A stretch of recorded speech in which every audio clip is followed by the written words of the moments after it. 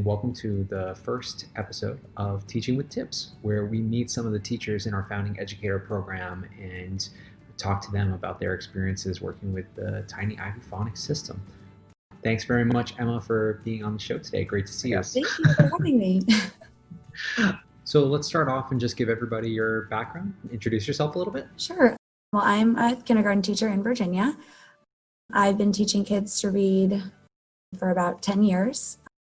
In college, I worked as a reading intervention coach, and after I got my master's, I became a classroom teacher, and I've worked as a classroom teacher for 9 years in Title I schools. This is my 7th year in kindergarten.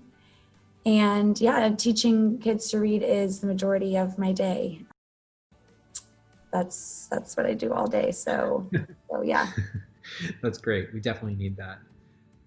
Why don't we start at the beginning? Can you tell us a little bit about your first experience working with TIPS and how you came across the system? Yeah, so my daughter is 4. I found TinyIvy online the summer before her pre-K year. And I was really intrigued by it, obviously. And so I decided to start it with her. And we did it several times a week together over the summer.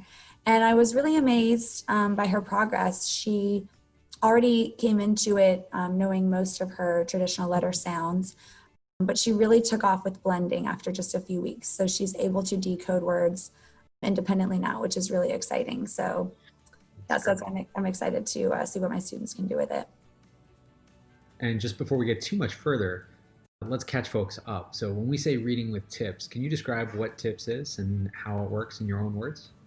Yeah, so I would tell someone, basically, you have reinvented the alphabet and added marks to the letters so that every letter only makes one sound, which simplifies the process so that students can sound out or decode any word they come across, in a nutshell.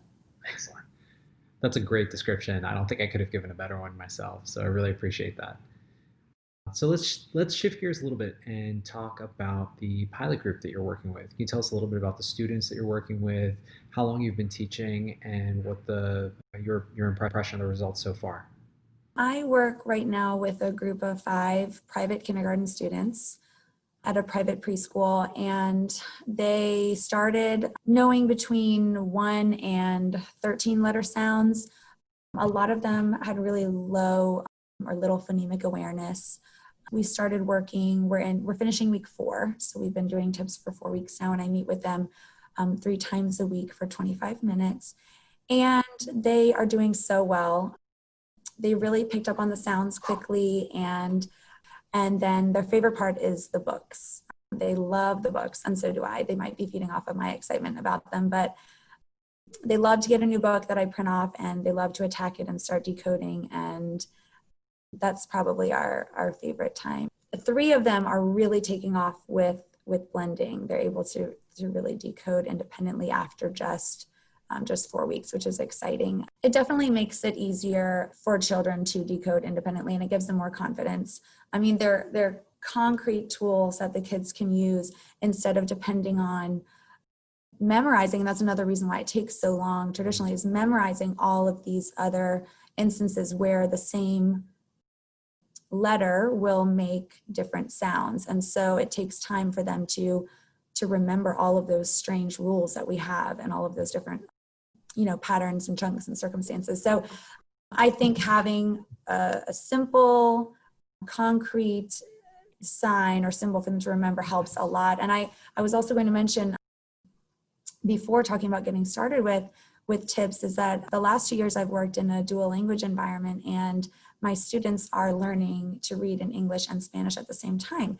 And I would attend these conferences at the beginning, and I was told, okay, so our students are probably going to grasp reading in Spanish first before English, and that's the way it is. And the message was kind of, for some reason, and we didn't really get into why, Spanish is easier to read, and that was what was going to happen. And don't worry, they're going to catch up, keep toiling away, like it will even out later.